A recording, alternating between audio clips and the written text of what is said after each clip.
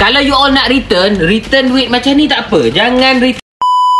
Okey, hari ni kita dapat lagi satu barang return daripada customer. Mula-mula saya terkejut. Saya ingatkan wife saya yang order benda ni, ingatkan staff yang order. Alamat Saljuiti, nama pengantas Wawas Ismail daripada Kuala Terengganu. Bila kita buka dia punya parcel dia, mula-mula saya tengok sabun daripada WNA. Saya ingatkan wife saya order ke siapa-siapa order. Tapi bila kita buka akak, ni ada perfume dalam ni.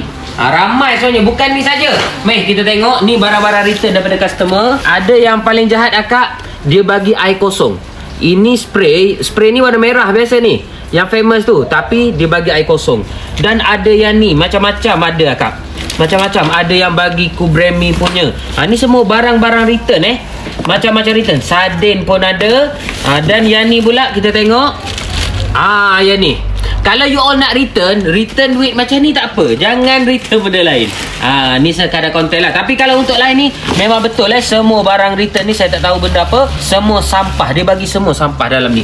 Jadi, saya harap TikTok alert benda ni. Sebab bila customer return, dalam masa 15 hari, duit dapat balik. Dan barang dia return benda yang sampah. Benda yang mengarut-ngarut. Jadi, TikTok please update you punya sistem. Jangan customer return benda lain. Dan kita sebagai seller sebenarnya ada hak sebenarnya. Kalau TikTok boleh buat lah, hak untuk kita sebagai seller untuk reject balik ataupun refund balik duit masuk ke akaun kita.